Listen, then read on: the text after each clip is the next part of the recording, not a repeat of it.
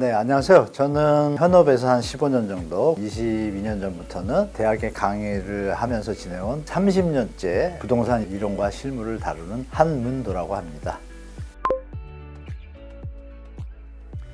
현재 부동산 시장은 정상적인 주택가격 수준을 넘어선 오버슈팅의 가격 수준이거든요. 고평가된 상태죠. 조정이 필요한 구간인데 그 과정 속에서 부동산 PF 문제라든지 가계부채 문제라든지 영끌한 세대들의 문제들이 다 복합적으로 겹쳐 있다 보니까 정부에서는 연착륙을 유도하려는 정책 방향을 가지고 있고요. 투자자들 입장에서는 이 가격이 높지 않다라고 주장을 하고 있지만 전 세계적인 데이터나 국내 데이터, 경제 지표를 볼 때 분명히 높은 건 사실입니다. 영끌이란 단어가 괜히 나온 게 아니겠죠. 조정 기간에 들어가야 되는 불구하고 정부의 연착륙 정책에 힘입어가지고 약간 회복을 한 단계가 예전의 전고점 수준으로 다시 돌아왔기 때문에 다시 조정을 겪을 수밖에 없는 초기 상태라고 보시면 되겠습니다. 대세 하락의 기간이 최소한 2년에서 5년 정도 펼쳐질 장의 초입이라고 보시면 되겠습니다.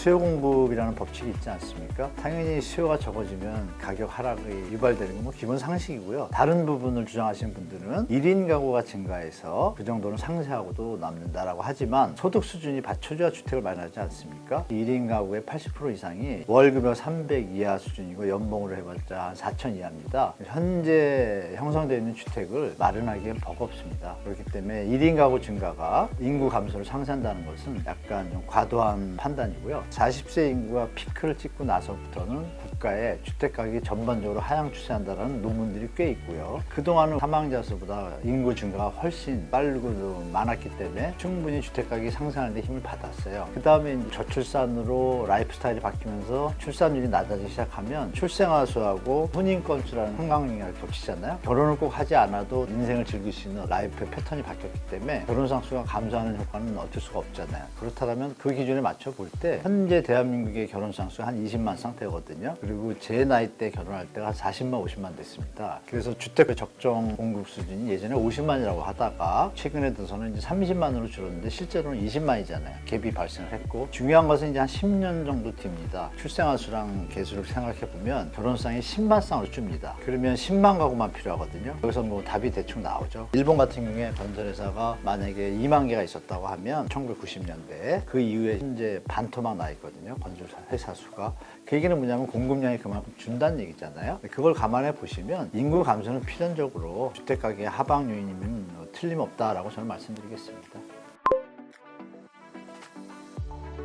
네, 저는 그렇게 보고 있고 부동산이 완전한 상품 매개체로 자리 잡으면서 자본의 어떤 투입이 되고 금융 투자 상품화 되다 보니까 이게 주거용의 개념에서 좀 변질됐죠. 지금 부동산 상품은 투기화되어 있죠. 일부분만 이득을 차지하고 나머지 부분들은 자기의 근로소득, 노동소득이 법적인 제약은 아니지만 자본주의적으로 약탈을 당하는 시스템이 지금 고착화되어 있습니다. 그 시스템이 노동계층, 임금계층에서 충분히 소화할 수 있는 수준의 주택가격이면 시장이 계속 유지가 되겠지만 우리가 겪었던 것처럼 일본 버블, 미국 버블, 스페인 버블 다 부동산에서 베이스가 있습니다. 아마 대부분의 분들이 수도권은 외국처럼 괜찮을 거다, 서울도 괜찮을 거다라는 생각들을 다 가지고 계신데요. 대한민국의 인구 감소 속도가 일반적인 선진국들이 그동안 겪은 인구 감소 속도보다 훨씬 빠릅니다. 거의 2배 정도거든요. 인구 소멸국가 1호라는 단어를 우리가 한번 생각해 봐야 됩니다. 그 인구 감소 현재 주택수를 생각했을 때요. 지금 서울 수도권의 지속적인 상승세는 서울 강남 4구를 제외하고는 앞으로 일본의 도쿄 시세를 보시면 될 겁니다. 도쿄 시세가 1990년 초 가기 전에 100을 찍었다가 거의 뭐 40대로 내려왔다가 지금 한 60 찾아갔거든요. 서울도 거의 그 방향을 따라가는 것이라고 예측하는 게 아마 합리적인 시장 예측이라고 저는 말씀드리겠습니다. 다만 이 부분은 있겠습니다. 평택이라든지 용인이라든지 국가의 미래를 책임질 어떤 산업, 공장들이 입지를 하게 되고 개발되는 지역들은 고용이 늘어나면 당연히 인구가 늘어나지 않습니까? 그런 부분으로 인해서 그쪽 지역들이 도리어 서울보다 조금은 더 상승세를 유지할 수 있는 특성을 가지고 있다고 보시면 좋을 것 같습니다.